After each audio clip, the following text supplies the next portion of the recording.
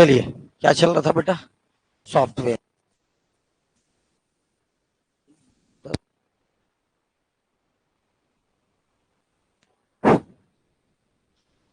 पहला बात ये याद रखना है, जो सॉफ्टवेयर होता है ये, इसको आप देख सकते हो, छू सकते हो क्या? नहीं देख सकते, नहीं छू सकते। लेकिन पूरा का पूरा कंप्यूटर किसके इंस्ट्रक्शन पर काम करता है? सॉफ्टवेयर के इंस्ट्रक्शन पर ही काम करता है। ठीक है। इसके बाद बताया गया था आपको सॉफ्टवेयर के प्रकार। सॉफ्टवेयर कितने प्रकार के? मेनली तीन प्रकार का। कितने प्रकार का? तीन प्रकार का। पहला वाला था जो पूरे सिस्टम के लिए जरूरी है, इसलिए नाम पड़ गया सिस्टम सॉफ्टवेयर। दूसरे वाले का नाम क्या था? एप्लीकेशन। तो आपको जो जिस चीजों का जरूरत है उसको आप डाउनलोड कर लेते हो एज ए एप्लीकेशन। आपको जिसकी जिसकी जरूरत है उसको आप डाउनलोड कर लेते हो, उसका यूज करते हो, एप्लीकेशन सॉफ्टवेयर कहलाता है। और तीसरा है यूटिलिटी सॉफ्टवेयर, हमारे लिए और इसकी सुरक्षा के लिए। हमारा भी भैया कंप्यूटर का सुरक्षा एक प्रकार का हमारा सुरक्षा है। हमारा पूरा बैंक डिटेल कहाँ है अभी वर्तमान में? है कि नहीं? तो ये ह्यूमन की सेफ्टी के लिए भी और कंप्यूटर के सेफ्टी के लिए भी अपन यूटिलिटी सॉफ्टवेयर का उपयोग करते हैं। फायरवॉल हो गए, एंटीवायरस हो गए, ये सब उसमें पढ़ना है। ठीक। इसको चालू किए थे तो अपन ने चालू किया था सिस्टम सॉफ्टवेयर। सिस्टम सॉफ्टवेयर कितने प्रकार का? सिस्टम सॉफ्टवेयर कितने प्रकार का? दो प्रकार का। पहला वाला क्या था? Operating system.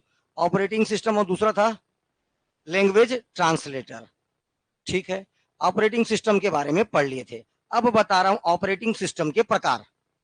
क्या चालू करना है अपने को? ऑपरेटिंग सिस्टम के प्रकार।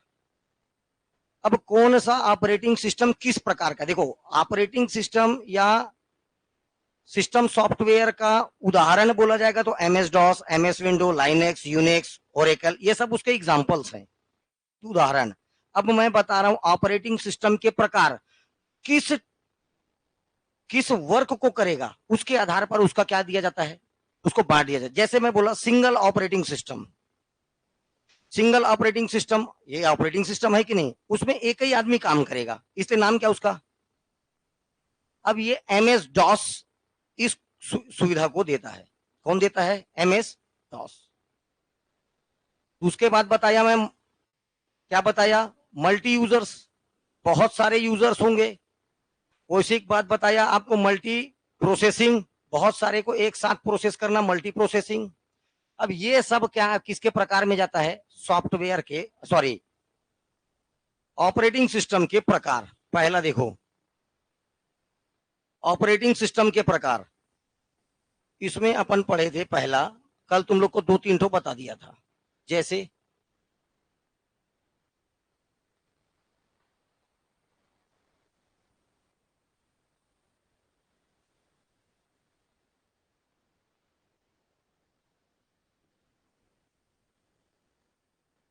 बैच ऑपरेटिंग सिस्टम, पहला बैच,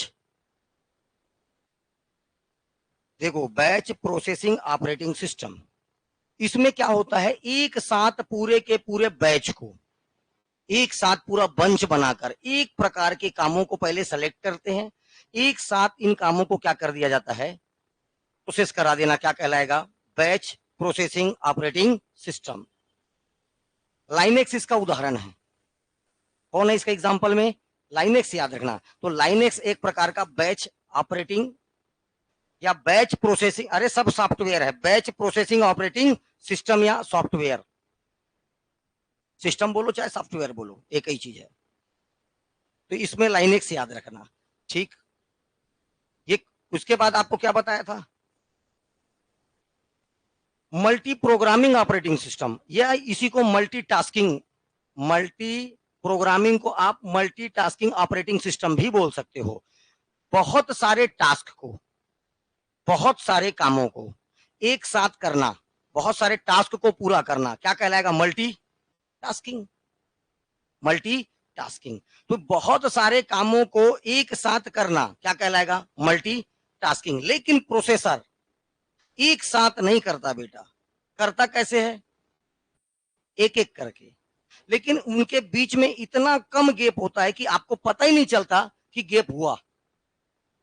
जैसे आप क्या करते हो, चैटिंग कर रहे हो कंप्यूटर पर, क्या एक साइड पर चैटिंग कर रहे हो, दूसरा काम कर रहे हो, गाना निकाल के एक आज सॉफ्टवेयर से गाना वाना निकाल के गाना सुन रहे हो। उन दोनों कामों के बीच में गैप है, लेकिन आपको नहीं पता चलता। पिको सेकंड 10 की पावर -12, तब क्या कहलाएगा? Pico second. इतना कम। अगर मैं बोल भी रहा हूं तो ये तो नॉर्मली सेकंड वेकंड में चल, पिको सेकंड 10 की घात -12 क्या कहलाता है? इतना कम गैप रहता है, इसलिए आपको लगता है कंटिन्यू चल रहा है। कैसा चल रहा है? कंटिन्यू। तो इसको बोला जाता है मल्टी टास्किंग या मल्टी प्रोग्रामिंग ऑपरेटिंग सॉफ्टवेयर, बहुत सारे काम को लेकर एक साथ। कि अब यहां तक तो मैं आपको कल बता चुका था, time sharing operating system,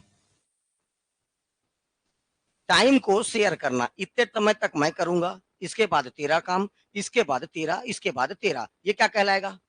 time sharing. समय अपना अपना फिक्स कर लेंगे, यही क्या कहलाएगा? Time sharing. अब देखिए, इस ऑपरेटिंग सिस्टम में एक साथ कई यूजर्स, कई उपयोगकर्ता, टर्मिनल, जिसे अपन क्या बोलते हैं? टर्मिनल भी कहते हैं। इंटरनेट से जुड़ना, एक ही इंटरनेट से सारे के सारे लोग जुड़ोगे तो ये टर्मिनल कहलाएगा। क्या कहलाता है ये? टर्मिनल। नेटवर्क को ही टर्मिनल बोला जाता है। क्या बोला जाता है? टर्मिनल। तो एक साथ टर्मिनल, कई उपयोगकर्ता, जिन्हें क्या बोलते हैं? टर्मिनल भी कहते हैं, इंटरेक्टिव मोड पर काम करते हैं, जिसे प्रोग्रामिंग के क्रियान्वयन के बाद परिणाम को तुरंत दर्शाते हैं। प्रत्येक उपयोगकर्ता को संसाधनों का साझा उपयोग के लिए कुछ समय दिया जाता है, जिसे टाइम स्लाइस भी कहते हैं या उसी को क्वांटम कहते हैं। देखो, ये एक टर्मिनल है, इस टर्मिनल पर ये एक कंप्यूटर भी काम कर रहा है, यहां पर भी एक कंप्यूटर काम कर रहा है, यहां पर भी एक कंप्यूटर काम कर रहा है, और ये सब के सब एक साथ एक मेन कंप्यूटर से जुड़े रहते हैं। तो ये जो कहलाता है, ये कहलाता है टर्मिनल या नेटवर्क। यही क्या कहलाएगा? टर्मिनल या नेटवर्क। सारे के सारे यूजर्स इसमें अपना अपना काम करते रहते हैं। देखिए, टाइम शेयरिंग ऑपरेटिंग सिस्टम का उदाहरण याद रखना है। जितने जितने बड़े बड़े ऑर्गेनाइजेशन होगा, इसरो, इसरो एक संगठन है, तो वहां पर अलग अलग एकदम टाइम सेट होगा। ये जैसे ये पहला वाला बताएगा, हाँ ओके, थोड़ा सेकंड से दूसरे का काम चालू हो जाएगा।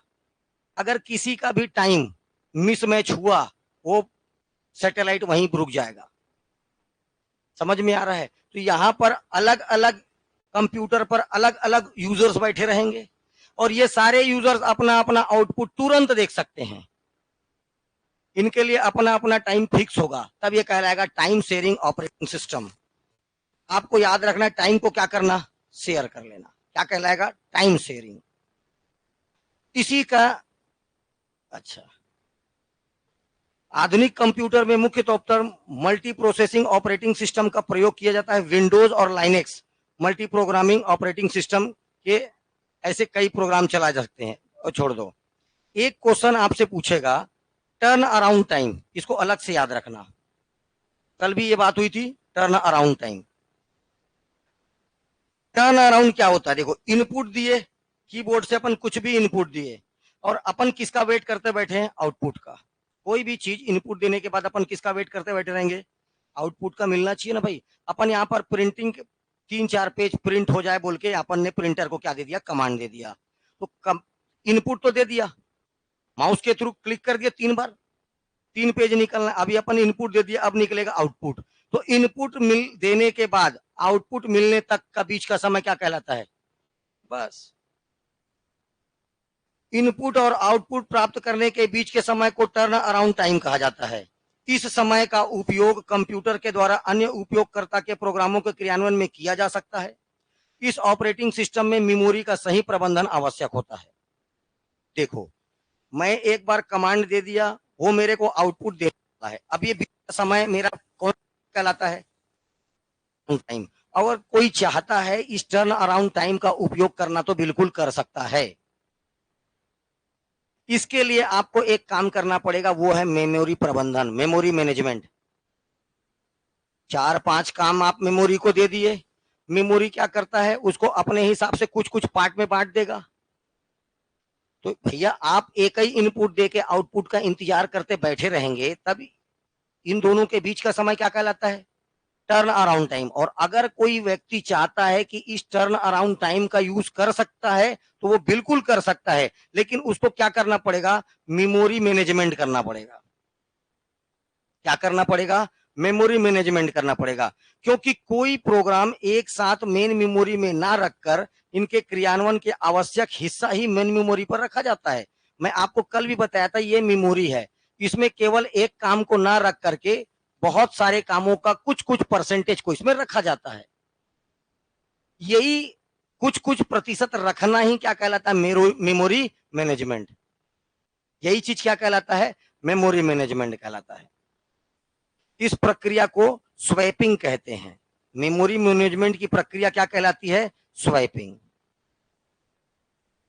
चलिए, सारे के सारे किसके प्रकार हैं, ऑपरेटिंग सिस्टम के प्रकार हैं। पहला वाला बैच सिस्टम, दूसरा वाला मल्टीटास्किंग प्रोग्रामिंग ऑपरेटिंग सिस्टम, तीसरा वाला टाइम शेयरिंग ऑपरेटिंग सिस्टम।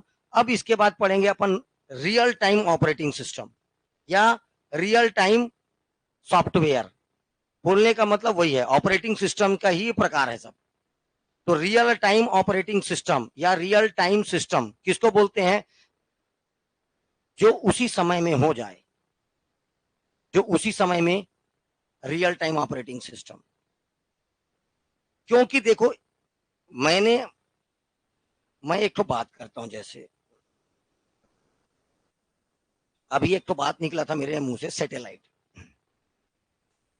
ये सैटेलाइट को छोड़ना है। ये एक कंप्यूटर यहां पर लगा है, एक कंप्यूटर इधर लगा है, एक कंप्यूटर इधर लगा है, ऐसे बहुत सारे कंप्यूटर आपस में कनेक्टेड है। इसका काम है सैटेलाइट को छोड़ना है अपने को। एक सैटेलाइट है, इसको छोड़ना है। पीएसएलवी जीएसएलवी जो समझना है समझ लो, इसको छोड़ना है।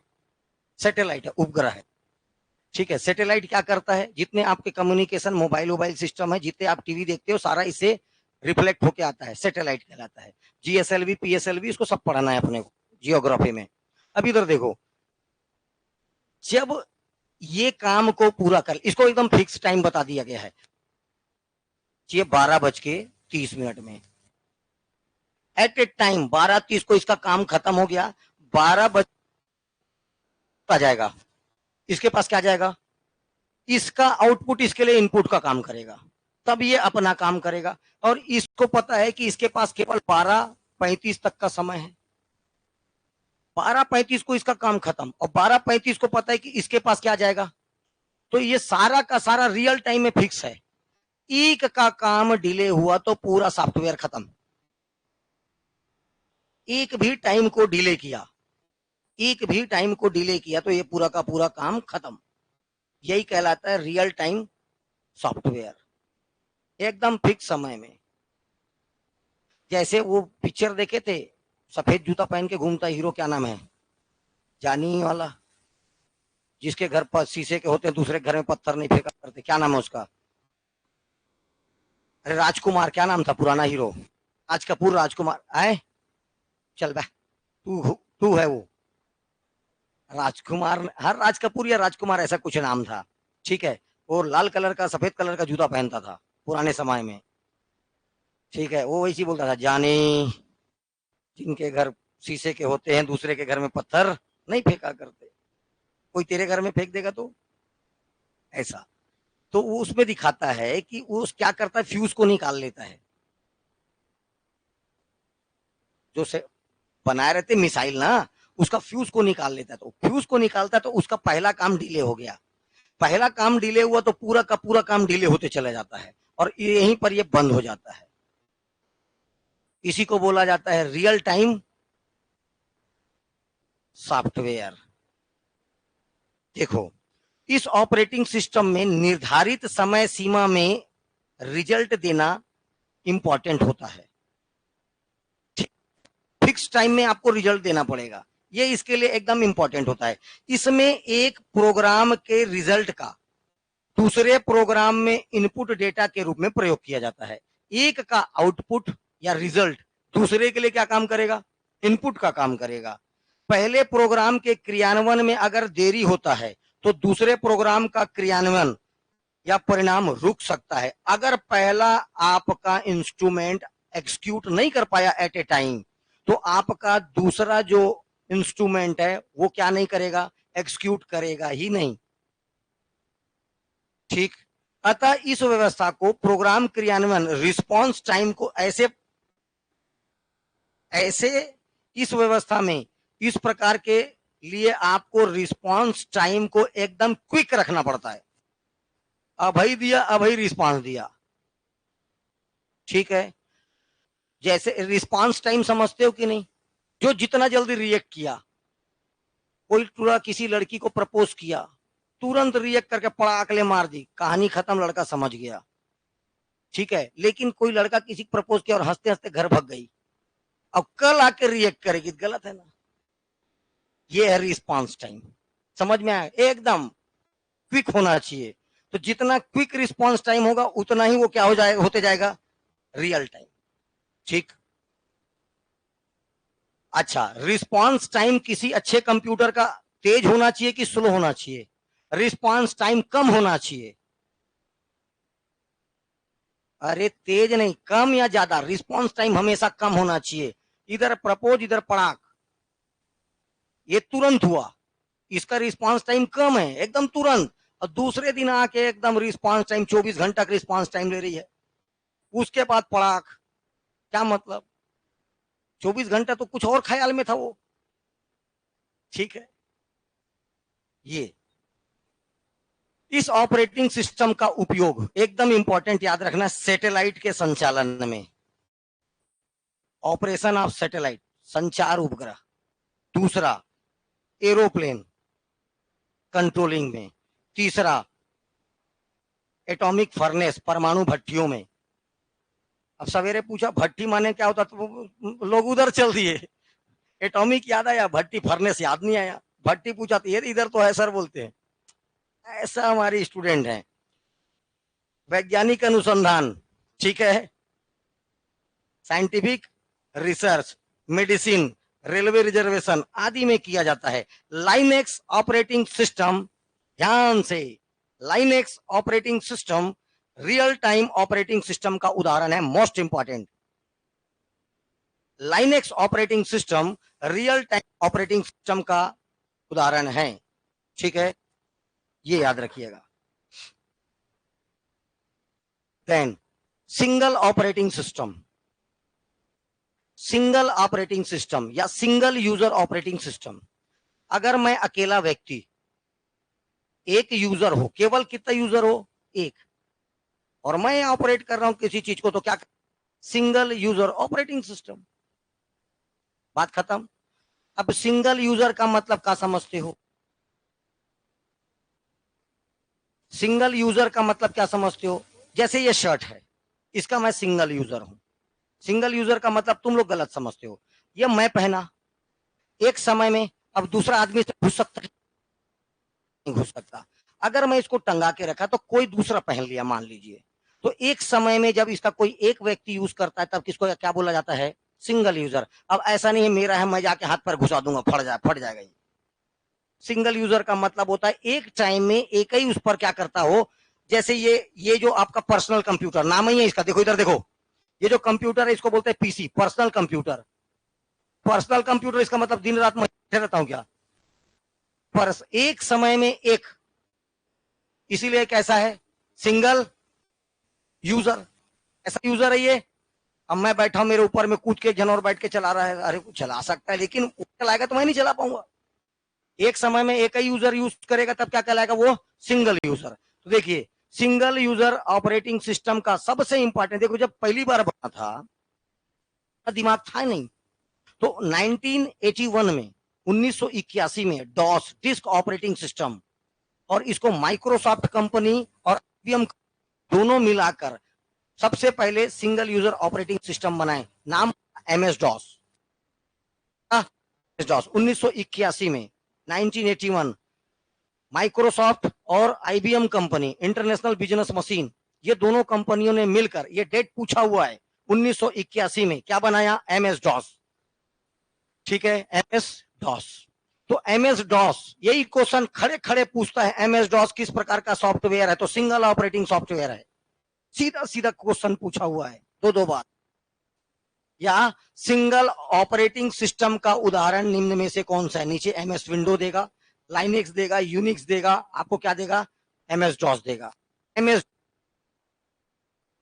सिंगल आदमी पता चला। अब देख, तेरे अकेला तेरे पास बस व्हाट्सअप है, तेरे पास बस व्हाट्सअप है, अकेला किसको क्या कर लेगा? अपना स्टेटस किसके लिए लगाएगा? अगर देख मान भाई, तो ये क्या बोला, सिंगल एक ही व्यक्ति के पास है। क्यों? क्योंकि इसमें किसका यूज किया जाता था? देखो,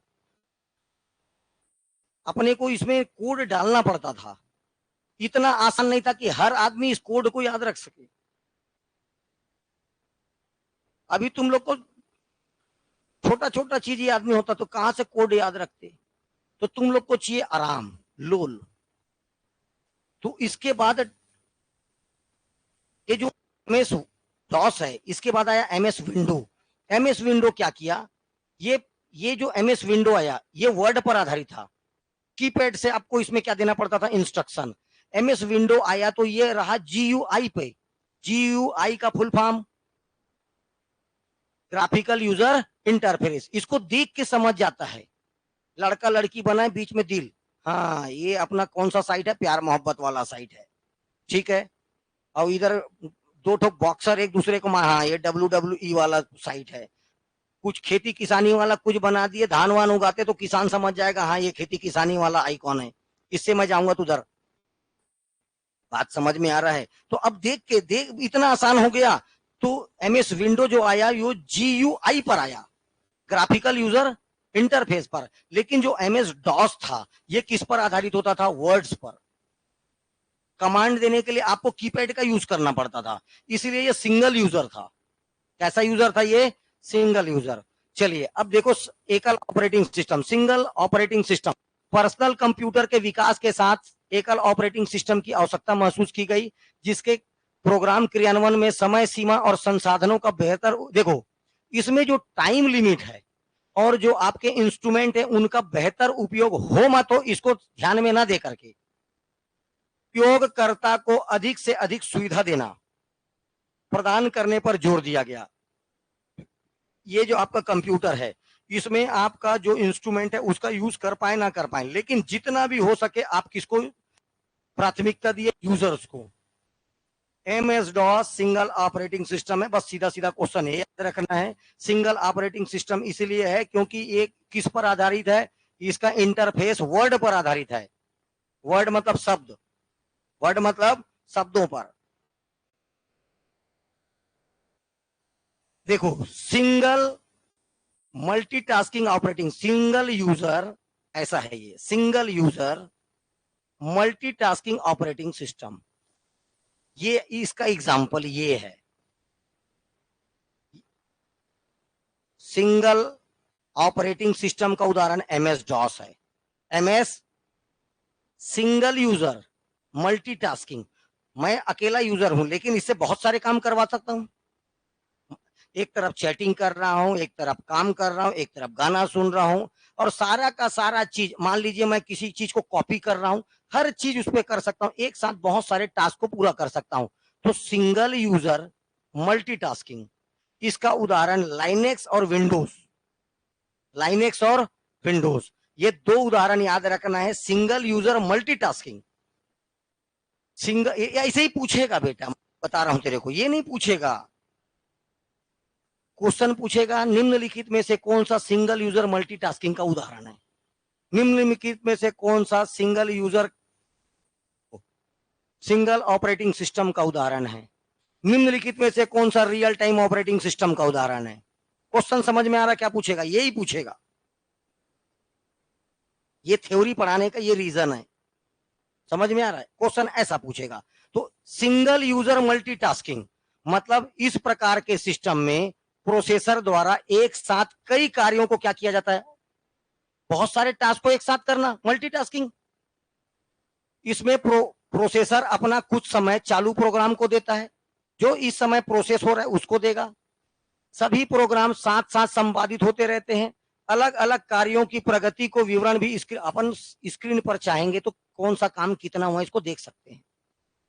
देखेंगे तो बोल पता चल रहा है कोई 60% डाउनलोड हुआ है, तीन चार तो डाउनलोड पे छोड़ दो, आप सबको देख सकते हो कौन कितना परसेंट हुआ, कौन कितना परसेंट हुआ, वही अलग अलग बहुत लाएगा मल्टी टास्किंग। ये शेयरिंग ऑपरेटिंग सिस्टम का ही एक प्रकार है। Microsoft Windows single user multitasking का सबसे main example, single user multitasking, ये इसमें विंडो लगा है। और एमएस विंडो, आप क्या बोलते हो इसको, MS window. Single user multitasking, single user कई काम एक साथ कर सकता है, इसलिए क्या हो गया मल्टीटास्किंग, एमएस विंडो।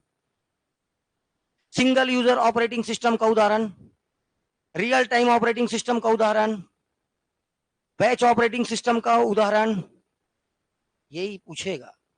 कारण यही बताना चाह रहा हूं मैं, ये सब प्रकार हैं। ठीक, अब देखो मल्टी प्रोसेसिंग सिस्टम, इधर देखो, इसको भी बोल सकता हूं मल्टी प्रोसेसिंग, लेकिन ये प्रोसेसिंग बोल रहा है।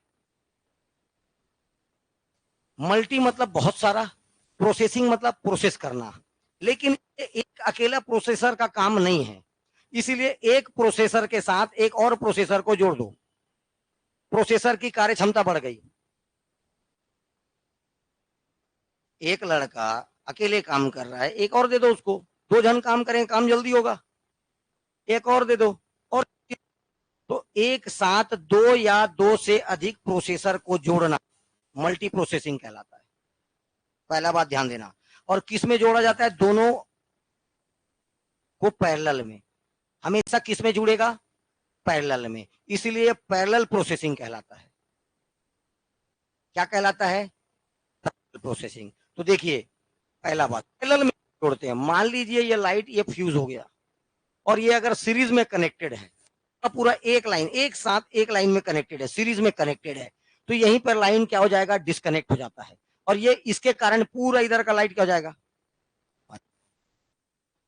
ये सीरीज में कनेक्ट करने का खराबी है, इसीलिए किसमें कनेक्ट किया जाता है बेटा, पैरेलल में। तो ये खराब हुआ तो ये खराब हो गया, लेकिन ये जलेगा, वो जलेगा, वो जलेगा। ठीक है, अब सीरीज पैरेलल फिजिक्स में ठीक से देखेंगे, अभी इधर आ जा। अब मैं क्या बात कर रहा हूं, मल्टी प्रोसेसिंग सिस्टम। इसमें एक साथ दो या अधिक प्रोसेसर को आपस में जोड़कर इसका यूज किया जाता है। दो या दो से अधिक प्रोसेसर को क्या कर दिया, आपस में जोड़ दिए। ये देखो, अभी वो है सीपीयू प्रोसेसर, उसको बोलते हैं काले वाले डब्बा को, काला वाला डब्बा क्या है यहाँ पर, प्रोसेसर।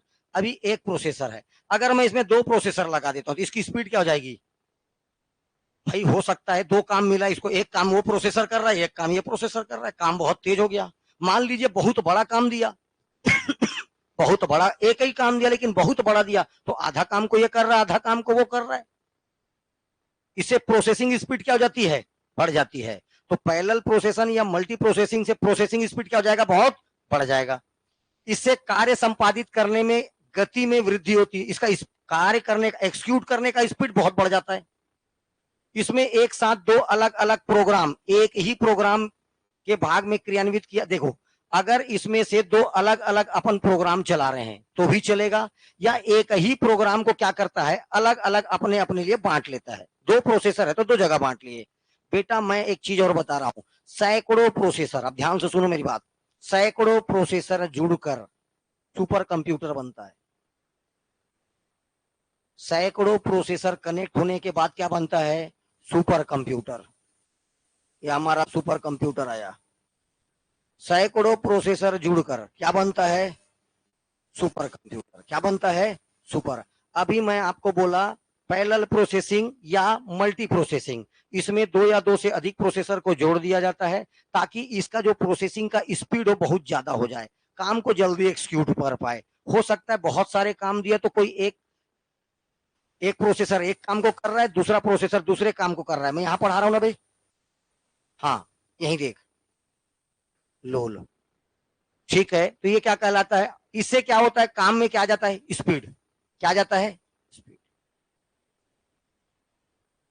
इतने में कोई दिक्कत, चलिए मोस्ट इंपॉर्टेंट, अच्छा इसी को पैरेलल प्रोसेसिंग भी कहते हैं, बताया। तो प्रोसेसर आपस में किस में जोड़ा जाता है, सीरीज में कि पैरेलल में? पैरेलल में। कारण बताया हूं क्यों जोड़ा जाता है। अगर एक फेल हो गया दूसरा काम करते रहे, अगर सीरीज में जोड़ देंगे तो दोनों फेल हो जाएगा, इसलिए किस में जोड़ दिया जाता है, और इसी को पैरेलल कहते हैं। अब एक क्वेश्चन पूछता है, जीके का एक क्वेश्चन है, घर में जो वायरिंग होता है वो सीरीज में होता है कि पैरेलल में होता है? घर में जो वायरिंग होते हैं, हर घर में वायरिंग है, लाइट जलाते हो कि अंधेरे में रहते हो? जलाते हो ना। तो हर किसी के घर में किस प्रकार का वायरिंग होता है, तो याद रखना पैरेलल में। क्योंकि अगर सीरीज में होगा तो ये बंद हुआ तो इसके लाइन के आगे का पूरा बल्ब बंद हो जाएगा। ऐसा नहीं होता, जो फ्यूज हुआ वो फ्यूज हुआ, आप जाके चेंज कर देते हो। ठीक है ना भाई। तो सारा चीज किस में कनेक्ट रहता है, पैरेलल में। चलिए, ये most important multi user operating system. Multi, देखो बताया मल्टीटास्किंग, एक क्या बताया, जो बहुत सारा टास्क रहता मल्टीटास्किंग। एक बताया मल्टी प्रोसेसिंग, बहुत सारा प्रोसेसर एक साथ मिले रहे तब मल्टी प्रोसेसिंग। अब मल्टी यूजर, बहुत सारे यूजर एक साथ बैठकर काम करे तब क्या कहलाएगा वो। लेकिन ये एक साथ कैसे जुड़े होंगे, एज ए टर्मिनल या नेटवर्क की सहायता से। अभी थोड़ा देर पहले बताया, एक तो एग्जांपल देके सैटेलाइट वाला। तो एक साथ मल्टी यूजर बैठेंगे कहां पर, एक टर्मिनल में जुड़े होंगे। ये टर्मिनल किससे कनेक्ट होगा, नेटवर्क से। एक का काम खत्म होगा, हर कोई अपना काम को तुरंत सकता है, आउटपुट तुरंत देख सकता है कि मैं जो किया हूं वो हो रहे नहीं, इसका काम तुरंत अगले पर पहुंचना चाहिए, अगले का काम तुरंत उस पर पहुंचना चाहिए। तो मल्टी यूजर का हमेशा एक उदाहरण आएगा, यूनिक्स इसका एक मात्र और सबसे इंपॉर्टेंट उदाहरण। जो लिखा होगा मत देख, क्या बोला मैं तेरे को, यूनिक्स। अब ये कहां पर यूज होता है, देखो देखो, इसरो नाम सुने हो क्या, इसरो का full form Indian space research organisation. मुख्यालय बेंगलोर की हैदराबाद, बेंगलोर। इसरो का मुख्यालय बेंगलोर में, ठीक है। ये स्पेस रिसर्च ऑर्गेनाइजेशन है इंडिया का। वैसे ही नासा, स्पेस रिसर्च एजेंसी, वैसी है कहीं और का होगा। हर एक देश का बड़ा बड़ा अपना सैटेलाइट या ऐसा ऑर्गेनाइजेशन होगा। ये पूरे का पूरा किसमें बना रहता है पता है, विंडोज में नहीं बन सकता, लाइनेक्स में नहीं बन सकता, ये हैक हो जाता है। विंडोज की खराबी ये है कि इतना आसान होता है, लोगो देख के इतना आसानी से इसको, यूनिक्स, यूनिक्स में बने रहेगा पूरा का पूरा इसका प्रोग्राम। इसमें हैकिंग की, ऐसा नहीं कभी नहीं होगा हैक होगा, हैकिंग की संभावना होती है 0.001%। इतना टफ होता है इसको क्या करना, हैक करना। क्योंकि इसका जो पूरा का पूरा प्रोग्राम है, इसको बाय रिटन आपको लिख के रखना पड़ता है, और जो लिखा मैं लिखा हूं तो मेरे को याद रहेगा। बात समझ में आ रहा है, इसका एक एक चीज आपको लिखित में रखना पड़ता है। इतने बड़े बड़े, देखो भैया, किसी देश का सैनिक संगठन हो गया, ठीक है, उसका मिलिट्री हो गया, ये सारा चीज अगर विंडोज में बना के रख देंगे ना भैया, तो विंडोज ऐसे ही हैक हो जाता है। कभी कभी सुने होंगे इसकी रक्षा, वहां पर इसको हैक करने का कोशिश किया गया लेकिन नहीं कर पाया, बच गया। विंडोज विंडोज में रहेगा, हैक हो जाएगा। समझ में आ रहा है, इसलिए किसमें बनता है ये। और एक इसरो में एक आदमी बैठा है क्या काम करने के लिए, एक का काम खत्म दूसरा का काम चालू। देखो ये लोग क्या करते हैं, स्पेस छोड़ना रहेगा, स्पेस छोड़ना, इसका काम ये करेगा, दो 50 लोग को अलग अलग काम बटे रहेगा। मंगलयान देखे हो, ये कर रहा है तो वो कर रहा है, फिर वो कर रहा है तो फिर वो कर रहा है, आखिरी में उड़ेगा। वैसे अब देखो मल्टी यूजर ऑपरेटिंग सिस्टम, इस ऑपरेटिंग सिस्टम का उपयोग नेटवर्क से जुड़े कंप्यूटर सिस्टम में किया जाता है। इसको किसी न किससे जुड़ना पड़ेगा, नेटवर्क से या टर्मिनल से। इसमें कई उपयोगकर्ता एक ही समय में कंप्यूटर में स्थित एक ही डेटा का उपयोग और उसे प्रोसेस करा सकते हैं। यूनिक्स, बस Unix multi user operating system का सबसे मेन एग्जांपल यूनिक्स। अच्छे से याद रखना, बाकी काट दे, सीधा सीधा बोल रहा हूं, काट दे। यूनिक्स नाम याद रखना, कौन सा, मल्टी यूजर है। Embedded operating system. देखो मैं आपको पढ़ा रहा था तब उस समय बताया था एम्बेडेड कंप्यूटर। कोई बता सकता है एम्बेडेड कंप्यूटर किसको बोलते हैं? एक जन और कोई बता सकता है? दो और तीन, चल तू बता। इनबिल्ट रहता है और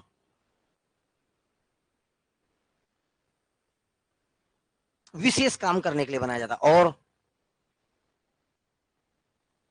विशेष काम को करता है, तब उसको बोलते हैं एम्बेडेड कंप्यूटर। एक विशेष पर्पस के लिए बनाया जाएगा, जैसे माइक्रोवेव ओवन, ओवन आप उसको सेट करोगे 2 मिनट के लिए गर्म हो जा, एक विशेष काम कर रहा है। 2 मिनट के लिए आपके खाने को गर्म कर रहा है, एक विशेष काम कर रहा है। जैसे आप डिजिटल घड़ी, आपके आपने कितना चला वो बता देगा, ठीक है, आपका वो पल्स बताएगा, ये विशेष काम को कर रहा है। वॉशिंग मशीन सेट कर दो, 5 मिनट घूमेगा इधर, 5 मिनट घूमेगा इधर, एक विशेष काम को कर रहा है। इसके लिए बनाया जाता है एम्बेडेड को। तो नाम क्या है? Embedded operating system. किसी उपकरण के भीतर में स्थित प्रोसेसर के लिए प्रयोग में आता है। ये विशेष तौर पर एक विशेष काम को करता है। इसे रोम में क्या कर दिया जाता है? स्टोर कर दिया जाता है। पहले से ही इसको किस में स्टोर कर दिया जाता है? Read only memory is a permanent memory and primary memory, ठीक है, परमानेंट भी और रोम में पहले से ही। तो हर ओवन में भी छोटा सा प्रोसेसर होगा, मेमोरी के लिए रोम चिप होगा। वॉशिंग मशीन को कैसे पता है कि 15 मिनट बाद बंद होना है? आपने तो सिर्फ सप्लाई दिया और उस जाके क्या किया? 15 मिनट में सेट कर दिया और बकायदा बेचारा 15 मिनट बाद बंद हो जाता है। उसमें क्या है? प्रोसेसर, जो एक विशेष काम को करेगा और ये ऑलरेडी पहले से किस में जमा कर दिया गया है? रोम चिप में, वो उस काम को करेगा, ठीक है। किसी विशेष पर्पस के लिए ही बनाया जाता है, तब उसको बोला जाता है एम्बेडेड ऑपरेटिंग सिस्टम। अब देखो दो चीजें देखो, ओपन और क्लोज, तब बनता है जोड़ी। तुम बाकी लोग ना समझो, जिसको समझना था वो हंस लिया। ओपन और क्लोज तब बनता है जोड़ी। मटका, महाराष्ट्र का फेमस मटका, ठीक है, पहले एक नंबर आता है तो उसको बोलते हैं ओपन, जब पीछे वाला नंबर आता है तब उसको बोलते हैं क्लोज, और दोनों मिलकर क्या बन जाएगा? जोड़ी। और आपको नहीं जानना है, ओपन और क्लोज सिस्टम का मतलब बता रहा हूं। जो सबके लिए ओपन है क्या कहलाएगा? ओपन। और जो सबके लिए क्लोज है वो क्या कहलाएगा? अब ओपन और क्लोज का मतलब समझना है। ओपन का मतलब है ये मार्केट में फ्री में अवेलेबल है, ठीक। तालाब, तालाब खुला है जा नहा, अब उसके लिए तुम जाओ वाटर पार्क। अब वाटर पार्क में भी क्या है? तालाब है, लेकिन वहां पर आपको शुल्क देना पड़ता है, वो क्लोज रहेगा उसका दरवाजा, उस दरवाजे को खोलवाने के लिए आपको क्या देना पड़ेगा? पैसा। यही है ओपन और क्लोज। तो Linux open source operating system का सबसे मेन एग्जांपल, और विंडोज, बाकी सब क्या है? Close source. इसके लिए आपको कुछ ना कुछ शुल्क पटाना पड़ता है, ठीक है। देखो क्या होता है, इधर इसकी भाषा में देख लो। ओपन सोर्स ऑपरेटिंग सिस्टम में सॉफ्टवेयर का केरनेल, आपको याद रखना सोर्स कोड, इसी केरनेल को सोर्स कोड भी बोल देते हैं, है जो व्यक्ति चाहता है वो व्यक्ति उसका यूज कर सकता है। इसी को क्या बोला जाता है? Source code. हर व्यक्ति के लिए क्या रहता है? ओपन रहता है। कोई भी अपनी आवश्यकता अनुसार इनमें परिवर्तन के उसका यूज कर सकता है। आप चाहोगे तो आप उसमें चेंज भी कर सकते हो। मतलब के सिवा तेरा काम है 2-4 बाल्टी तालाब भर के ले जा, तू चेंज भी कर लिया उसमें, चाहिए तो 1-8 ड्रम ले जा, कोई दिक्कत नहीं। लेकिन अच्छा, इसी में इस ऑपरेटिंग सिस्टम में किसी तालाब वालाब में किसी का अधिकार नहीं होता, सबके लिए ओपन होता है। इस देखो ओपन सोर्स ऑपरेटिंग सिस्टम सबके लिए खुला होता है, ओपन होता है, इसलिए नाम है ओपन सोर्स। ये एकदम फ्री में अवेलेबल होता है, इसके लिए किसी प्रकार का शुल्क पटाने का जरूरत नहीं होता। ठीक है, ना ही उपयोगकर्ता द्वारा कोई शुल्क पटाना पड़ता है। ठीक है, क्लोज सोर्स ऑपरेटिंग सिस्टम, देखो इसमें क्या होता है, इसका सोर्स कोड को गुप्त रखते हैं। फॉर्म वार्म भरते तो एक तो कोड आता है, देखना 9x फलान ढेकान ठीक है, वो तुम नहीं चेंज करते हो, चेंज भी करना होगा तो वो तेरे भेजते जाएगा, भेजते जाएगा। लेकिन ओपन सोर्स में आप अपने अनुसार अपने मन का कुछ भी लिखो, उसको चेंज कर लो ओपन सोर्स में। लेकिन क्लोज सोर्स में आप सोर्स कोड को चेंज नहीं करोगे, आप पैसा पटाओगे तब उधर से कोड आएगा, अब डाल। जैसे हमारा जो ऐप है, ऐप खरीदना है, जो फोकट में हम बेच दे रहे दिखा रहे हैं वो दिख रहा है, जो और बाकी के लिए अपन ने क्या बना के रखा है, क्लोज कर दिया है, उसको देखना है तो आपको क्या पता है ना भाई। वैसे ही अगर इसको आपको यूज करना है एमएस विंडो, आपको उसके लिए क्या पटाना पड़ेगा, पे करिए और उसका यूज करिए। निर्धारित शुल्क चुकाकर ही इस सॉफ्टवेयर का उपयोग कर सकते हैं। ओपन सोर्स का एग्जाम्पल पूछेगा, लाइनेक्स नहीं भूलना है। ठीक है, बाकी सब क्या है, इस सब के लिए आपको क्या बताना पड़ेगा, शुल्क।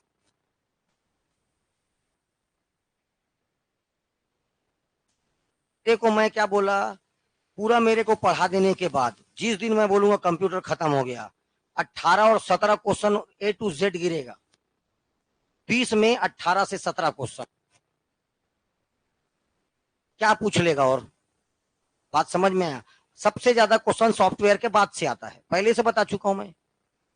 ये खत्म होने के बाद तेरे को मैं ईमानदारी से बोल रहा हूं, 18 क्वेश्चन 17 क्वेश्चन। अब देख यार, अपडेट होना जरूरी है, अपडेट होते रहोगे तो वो 20 क्वेश्चन भी बन जाएगा।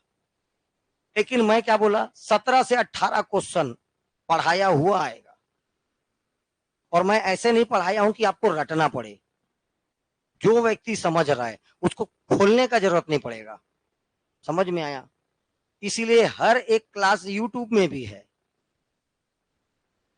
जिसको समझता है वो पहले क्लास से देखता है। आज उसका 18वां क्लास डला सॉफ्टवेयर, पहले क्लास से एक एक क्लास डला हुआ है, समझ में आ रहा है।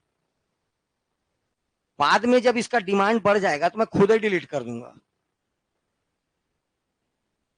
भाई मैं मेहनत कर रहा हूं, आज ओपन है, कभी ना कभी ये क्लोज हो जाएगा, तभी तो क्या कहलाएगा, ओपन और क्लोज, जोड़ी बनेगा।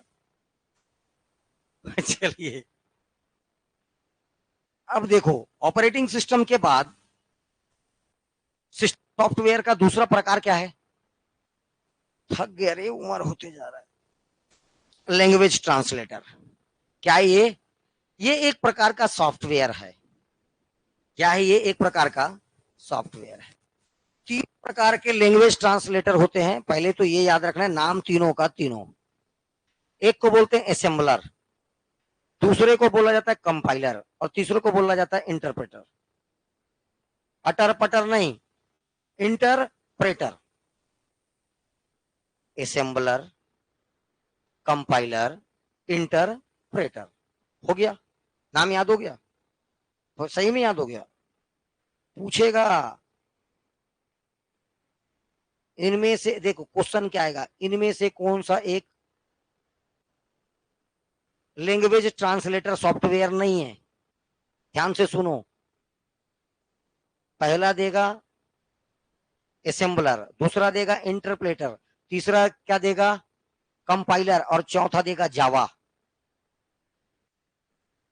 क्वेश्चन कैसे पूछता है पहले से बता दे रहा हूं। इसमें क्या पूछा है आपसे, इनमें से कौन सा एक लैंग्वेज ट्रांसलेटर सॉफ्टवेयर नहीं है।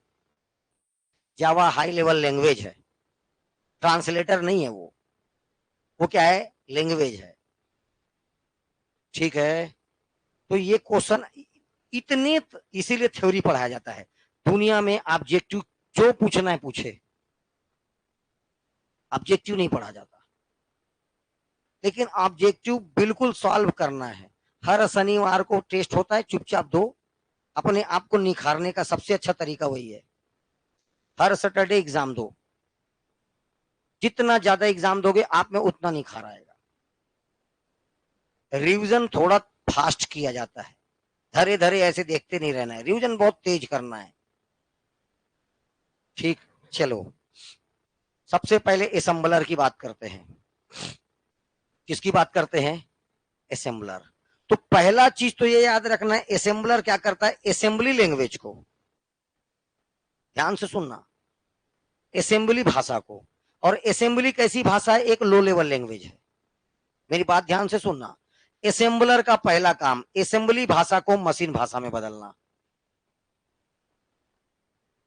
इसी को बोल सकता है लो लेवल लैंग्वेज को मशीन लैंग्वेज में बदलना। दोनों के दोनों, मशीन लैंग्वेज भी और असेंबलर भी, दोनों के दोनों लो लेवल लैंग्वेज है। और ले, टेंशन आ गया? असेंबलर का काम है असेंबली। वहीं बैठना है तेरे को? अरे यार तुम लोग हंसा क्यों देते हो? असेंबली भाषा को मशीन भाषा में बदलना। किसमें बदलना? मशीन भाषा में, पहला काम। अगर ये ऑप्शन में नहीं है तो लो लेवल लैंग्वेज को मशीन लैंग्वेज में बदलना। लो लेवल तो देगा ही नहीं, असेंबलर डायरेक्ट देगा, असेंबलर को मशीन भाषा में बदलना। और मशीनी भाषा और असेंबलर दोनों के दोनों किस प्रकार की भाषा है? LLL, low level language. दोनों के दोनों कैसे हैं? तो मतलब असेंबलर क्या करता है? लो लेवल को लो लेवल में, लेकिन कैसे लो लेवल में? मशीन लैंग्वेज में। सबका काम है मशीन लैंग्वेज। कंप्यूटर क्या समझता है? मशीनी भाषा। कंप्यूटर क्या समझता है? मशीनी भाषा। कोई दिक्कत? असेंबलर का काम है असेंबली लैंग्वेज को मशीन लैंग्वेज में बदलना। अब असेंबल करते थे, देखो पहले बहुत बड़ा बड़ा बातों को छोटा छोटा बटन में असेंबल करते थे, बड़े बड़े लाइन को। जैसे मान लीजिए एडिशन, उसको लिख दिए ADD, एड। Multiplication, MUL।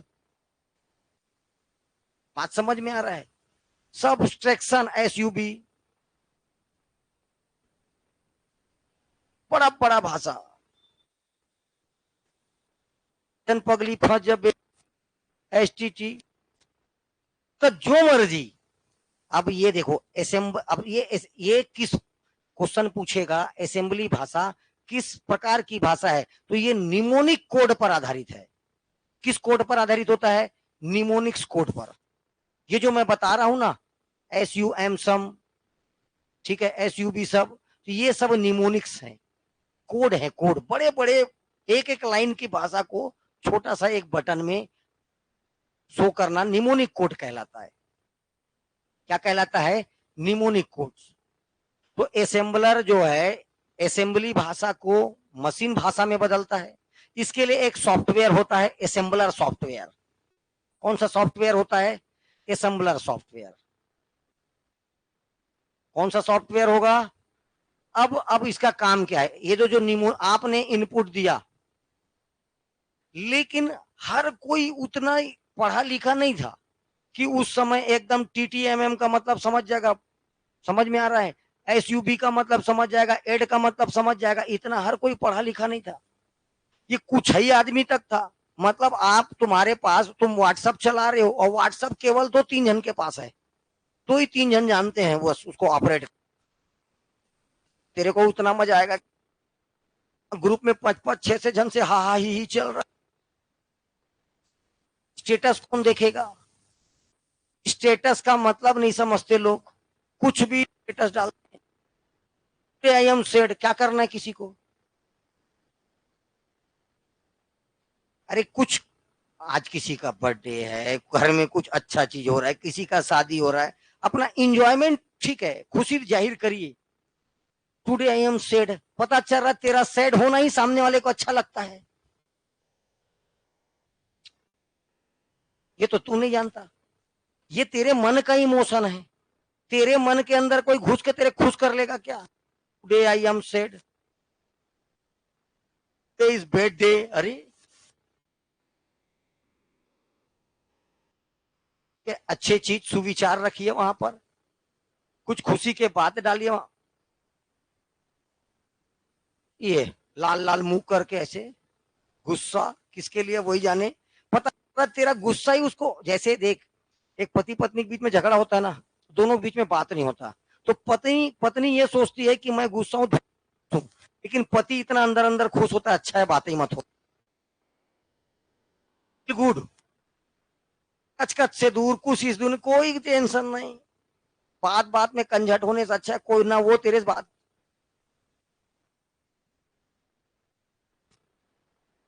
समझ में आ रहा है?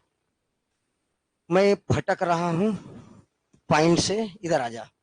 ये हो गया असेंबलर कहलाता है। तो इसके लिए आपको असेंबलर सॉफ्टवेयर का जरूरत पड़ेगा। जब अपने पास असेंबलर था तो अपने को कंपाइलर और इंटरप्रेटर का क्या जरूरत पड़ा। ये भाषा इतना टफ होता था कि हर किसी के बस में नहीं था। मैं तेरे को मैसेज कर रहा हूं 00001 1111000, क्या बोलते सर, बात समझ में आया? ये समझ से परे था, इसीलिए आसान भाषा का यूज हुआ, जिसमें आप अभी सीधा खड़े खड़े लिखते हो, पापा बाजू में सूता है आज बात नहीं हो पाएगा, सीधा सीधा लिखते हो। अब वो अगले के पास 11110 जाएगा, 0011 ऐसा नहीं जाएगा, जैसा लिखे हो वैसा जाएगा। इसको ट्रांसलेट कौन, देखो पहला बात तो बेटा आपका मोबाइल नहीं समझा, आपने लिख तो दिया, तो आपके यहीं से काम चालू, आपका मोबाइल पहले उसको चेंज करेगा किसमें, मशीन भाषा में, फिर वो ट्रांसलेट जाएगा उसके पास, वहां पर भी उसके मोबाइल में भी कैसे जाएगा, मशीन भाषा में, लेकिन सामने कैसे निकलेगा, ट्रांसलेट होके। तो यही कहलाएगा, क्योंकि कंप्यूटर तो नहीं समझा ना आपका मोबाइल समझा, पापा बाजू में सोया है, इसको वो ट्रांसलेट करेगा। इसीलिए अपने को जरूरत काय का जरूरत पड़ेगा। तो दो प्रकार का ट्रांसलेटर और याद रखना है, एक कंपाइलर दूसरा इंटरप्रेटर। कंपाइलर क्या करता है, पूरे के पूरे प्रोग्राम को पकड़ेगा।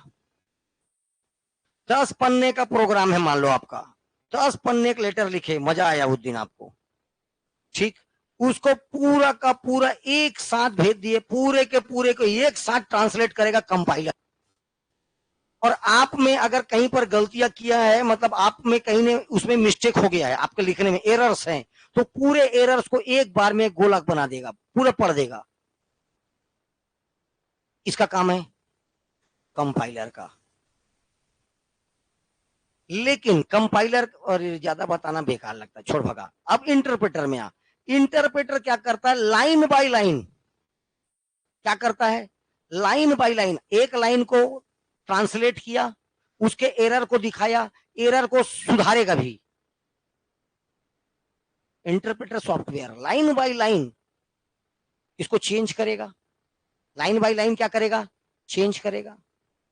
और ऐसे ही आपको क्या दिखा देगा, उसका जो मतलब उसमें जो एरर भी होगा उसको सॉल्व करेगा, फिर दूसरे लाइन को उठाएगा, उसको ट्रांसलेट करेगा, उसके भी एरर को हटाएगा, फिर तीसरा लाइन उठाएगा, उसको ट्रांसलेट करेगा। तो बार बार आपको हर एक लाइन के बाद किसका जरूरत पड़ेगा, इंटरप्रेटर सॉफ्टवेयर का जरूरत पड़ेगा।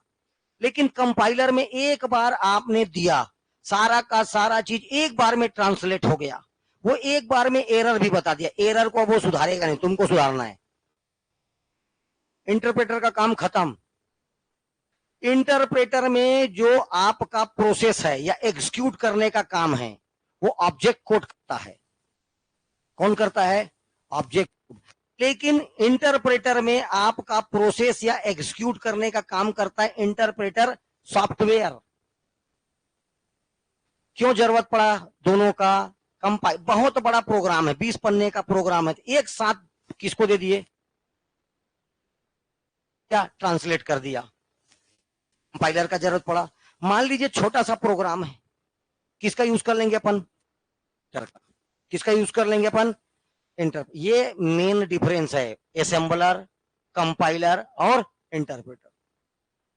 असेंबलर असेंबली भाषा को मशीन भाषा में बदलता है, कंपाइलर हाई लेवल लैंग्वेज को मशीन लैंग्वेज में बदलता है, इंटरप्रेटर भी हाई लेवल को मशीन लैंग्वेज में बदलता है। तीनों का काम है मशीन। असेंबली भाषा को मशीन लैंग्वेज में बदलता है असेंबलर। हाई लेवल लैंग्वेज को मशीन लैंग्वेज में बदलेगा कंपाइलर। हाई लेवल लैंग्वेज को मशीन लैंग्वेज बदलेगा इंटरप्रेटर। इंटरप्रेटर और कंपाइलर में एक अंतर यह है कि कंपाइलर पूरे के पूरे एक साथ पूरे प्रोग्राम को क्या कर देगा, ट्रांसलेट कर देगा, क्योंकि इंटरप्रेटर क्या करता है, लाइन बाय लाइन ट्रांसलेट करेगा और लाइन बाय लाइन एरर भी बताएगा और एरर को दूर भी करेगा, फिर दूसरा लाइन उठाएगा। तो केवल एक ही काम है, ट्रांसलेट करके छोड़ देना और एरर बता देना। ठीक है, एक और आखिरी चीज बच गया, अंतर देख लो। कंपाइलर और इंटरप्रेटर में अंतर।